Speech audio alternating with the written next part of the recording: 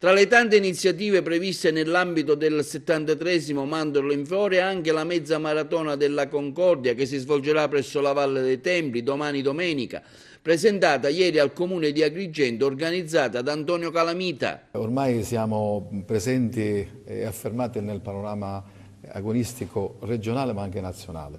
Quest'anno abbiamo oltre 1100 iscritti, noi sinceramente non ce l'aspettavamo perché ci sono tante coincidenze in quella data. Il 4 marzo, ricordiamo, c'è la mezza maratona, evento importantissimo, ma ci sono anche le elezioni, quindi crea qualche problema. Eppure, nonostante ciò, abbiamo più di 1100 iscritti.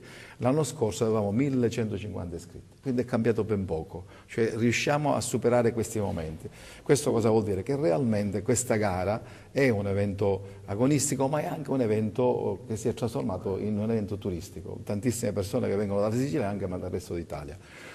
Devo ringraziare, lo devo dire ad alta voce, il sindaco che ha voluto che questa manifestazione si realizzasse nonostante tutte queste circostanze che ci sono, il questore che ci ha dato un contributo notevolissimo, il comandante dei vigili urbani e tutte le forze dell'ordine che in quel giorno avranno sicuramente tantissimo da fare, quindi grazie fortemente per il loro impegno e per la loro disponibilità.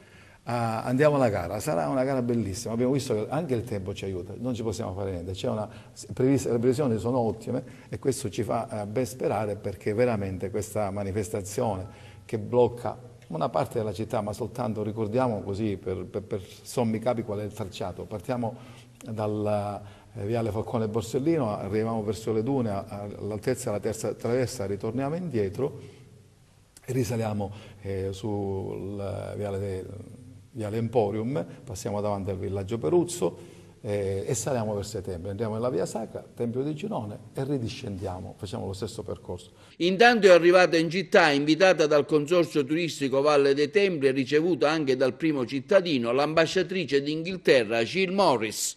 Per me è la prima volta e ho sentito, ho letto ovviamente tante cose, ma essere qui in persona è una cosa meravigliosa e ringrazio il sindaco di Agrigento, tutte le autorità per l'accoglienza calorosa, perché qui c'è un patrimonio culturale internazionale, mondiale e rendo omaggio a tutti loro che hanno creato questo miracolo della tutela al nome di tutti noi cittadini del mondo, perché è veramente un contributo enorme al patrimonio mondiale. E anche ho scoperto che c'è una bella filosofia qui ai tempi, ad esempio creare gli spazi per celebrare la pace, creare gli spazi affinché le persone possano venire insieme.